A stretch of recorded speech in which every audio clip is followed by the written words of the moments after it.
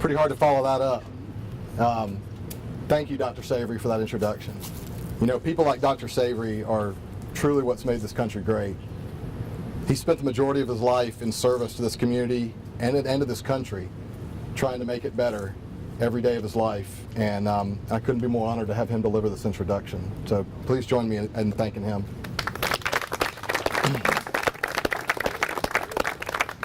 Before I start off, I wanted to introduce my family, and so I can let them go sit down. This is my wife, Stephanie. This is Evan, 7 months old. Ava just turned 4. No, 3. three. Whatever, 3. Correct me, thank you. And Charlie's 11. Okay, do you And so I'm very thankful that they could be here supporting me today in this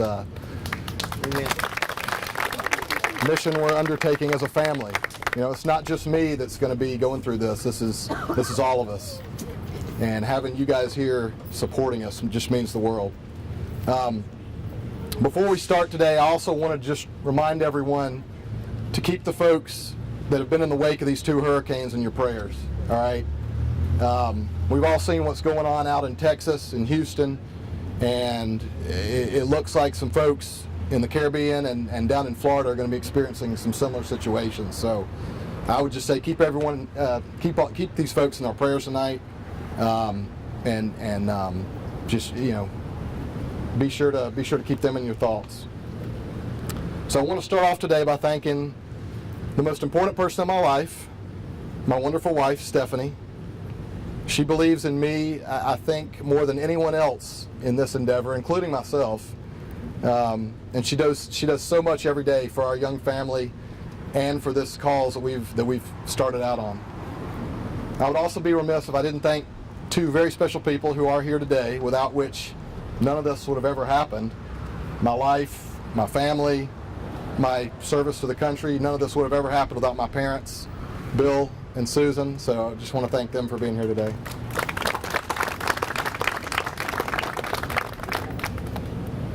And I also cannot really begin this without acknowledging the hand of God in my life. My whole life, he's been my rock, he's been my salvation, and he's been my guide. He clearly has a plan for my life. Otherwise, I would not be standing here today after some of the things that I've seen and experienced in Afghanistan. I firmly believe that he protected me and all of my soldiers, and he's the reason that we're here back home safely today. I also want to thank everyone who's standing here with us today, as well as those who've reached out with their support and couldn't be here today. You know, since my wife and I began this journey, we've been traveling all over Southwest Georgia, from Camilla to Bainbridge to Albany, Macon, and right here in Columbus where we live. And we've been meeting so many different types of people: farmers, sawmill workers, small business owners, soldiers.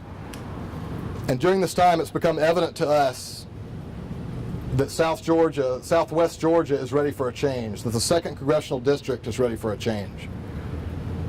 And today, seeing all of you here, and with all the overwhelming support we've received as we've been exploring this possibility, it's become even more clear to me that we are approaching the end of an era. I see so many friends and family here with me today, and all of them can vouch for the type of person I am, but as much as I hate talking about myself, I guess I should tell you a little bit about myself. I'm deeply honored to have served this great country, leading heroic men and women in uniform, both at home and in combat zones. There's no greater honor that anybody can have in the world. I've been dedicated to my family, and I've worked hard at everything I put my hand to my entire life. I'm a homegrown Georgia boy. I've been stationed right here at Fort Benning several times, and this is home now. In fact, this is where Columbus is where Stephanie and I met. We've chosen to raise our children right here in the 2nd Congressional District. I love God, I love people, and I love this country. And those beliefs and those values are the foundation for everything I do. I'm not a career politician. This is a brand new thing for me. I've been on the outside looking in for some time, though. And my views on how to lead this nation did not form inside of some ideological bubble of a career in politics. My conservative values come from real-world experiences. on the front lines of combat, as a small business owner, growing up working on a farm and paying my own way through college. I would think more than many people do truly understand the cost of freedom. You know, there's no decision that should weigh more heavily in the minds of our leaders than to send our sons and daughters into harm's way.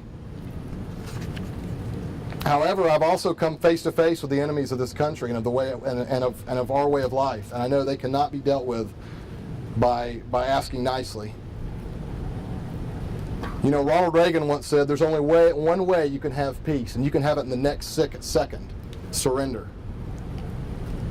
And if we don't keep taking the fight to the enemy and keep showing our resolve, their resolve is unwavering. Their ideology is not going away. And that's the kind of thing that cannot be dealt with just with diplomacy. I believe that the role of our politicians is to fight for the preservation of this great country, both today and for generations to come. I believe that our politicians should help foster an environment where all Americans have the opportunity to thrive and excel within their communities. But most importantly, I believe that politicians should follow through with their promises. When our elected officials, who are supposed to be the best among us, and don't represent our concerns and our voice in D.C., and don't keep their promises to us, they fail us all. I've become very familiar with the issues at stake in 2018. Protecting our military bases from further downsizing, reducing the regulatory burden that is forcing farmers, small businesses, and community banks to close their doors, reforming our country's tax structure that is forcing so many jobs and companies to move overseas, actively working to grow jobs in the district, marketing Southwest Georgia as a place to grow industry, developing a partnership between business and education, and creating a business-friendly environment by deregulation and reforming the tax code, and making good on our commitment to veterans. You know, between the Chattahoochee Valley and the Southwest Georgia, we've got close to 70,000 veterans living right here in Southwest Georgia that have no VA hospital that they can turn to. Just recently I heard that some veterans in Columbus were having to travel to Augusta to get VA health care, and that's unacceptable. We've made a commitment to these veterans. They've made a commitment to us, and we need to uphold our end of the bargain as a government and as a tax-paying community. And then finally, passing a balanced budget, finally, to get our country on the path to reduce its debt. And ensuring that the family farm is an integral part of our economy, both in Georgia and especially right here in Southwest Georgia.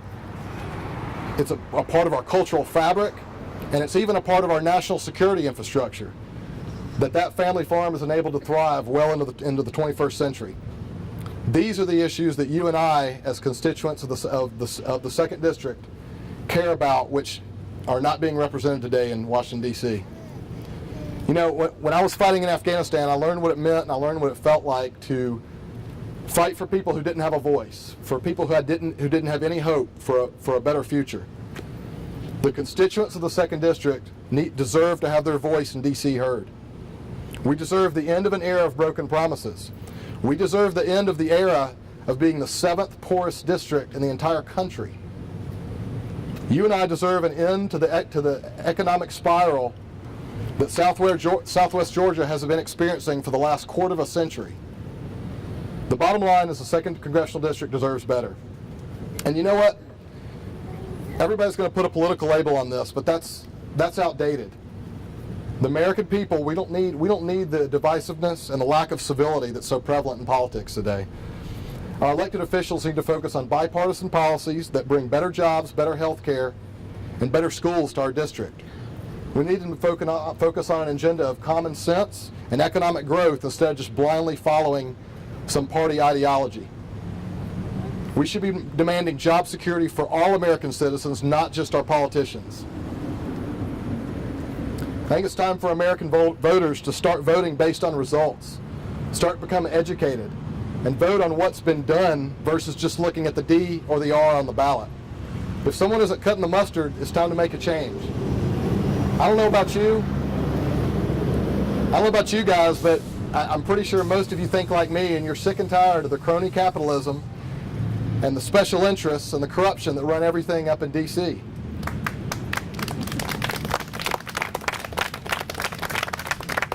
I'm tired of people making decisions in D.C. just based on their party line, or based on a special interest group, or based on some blind ideology, versus looking at what's best for their district, what's best for the economy, what's going to put food back on people's table. I guess, so in closing, I'll leave you all this question. Who do you want representing you in Washington? I would like to believe that you and I want a congressman who is going to represent his or her constituents, not just the party. We want someone who will stand up for Georgian values in the face of competing agendas. We want a patriot and someone who loves their country and who's not motivated by what he or she can get out of the job, but is motivated by what he or she can do for their country through service. Yeah.